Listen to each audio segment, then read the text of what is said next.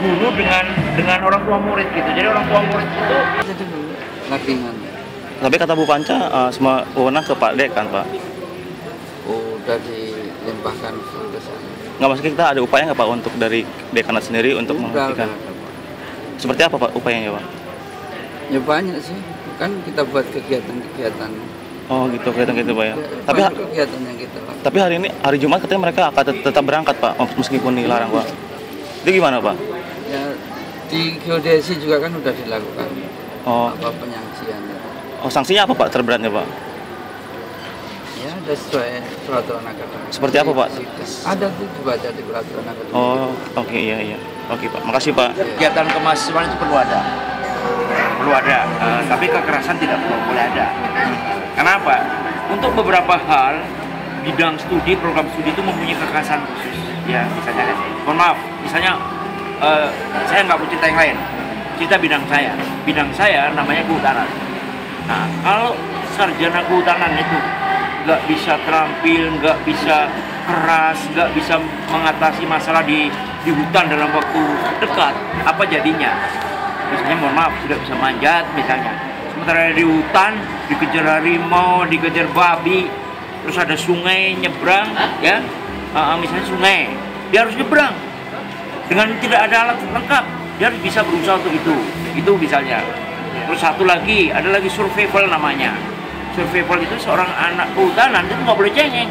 Misalnya cuma bawa roti sekian 3 hari, kalau dia kesesat, nah itu kan perlu latihan itu ya. Tadi pembinaan seperti itu perlu. Terus satu, di hutan itu berbulan-bulan belum tentu menemui orang, ya. Jadi dia harus mampu mengatasi belandong, artinya kalau dibentak anak buah itu berani bentak lagi. Gitu. Kita perlu suatu saat perlu juga kan.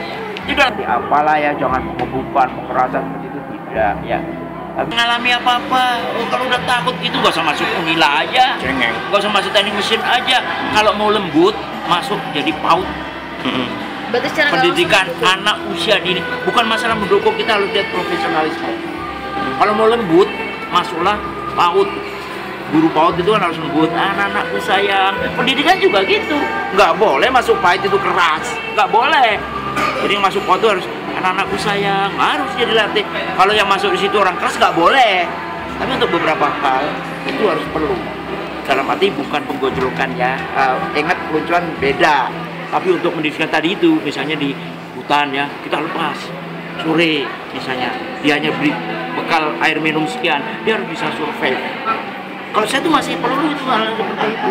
Apalagi di era yang seperti sekarang ini ya, ahli hukum harus bisa berdebat, bisa galak kasarnya gitu. Perlu, jangan ahli hukum dihantam dengan pasal sekian langsung kelengger, gimana jadi pembelaannya misalnya seperti itu. Jadi kalau bersifat mendukung mungkin tidak, karena itu aturan menteri ya. Tetapi bahwa program studi itu harus sesuai dengan karakternya orang itu dan harus mampu itu, gitu loh. Mas, udah Juli?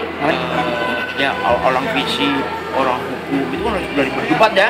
Jangan sampai digebrak gitu langsung satu-satu gebrak kan, langsung kelenger, down, jatuh, mati aku. Lalu gitu ya, bisa kayak gitu. Saya wakil dekan 3 itu yang bertanggung jawab dengan ketua program studinya, ketua jurusan itu bertanggung jawab untuk kegiatan.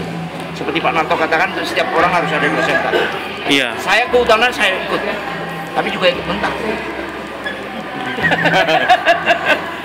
Bang sama dia, bahkan ketemu ular segala macam. Bahkan ada tak takuti dengan ular. Saya buat ular pura-pura tak gituin. Koridor ada pengawasan secara benar.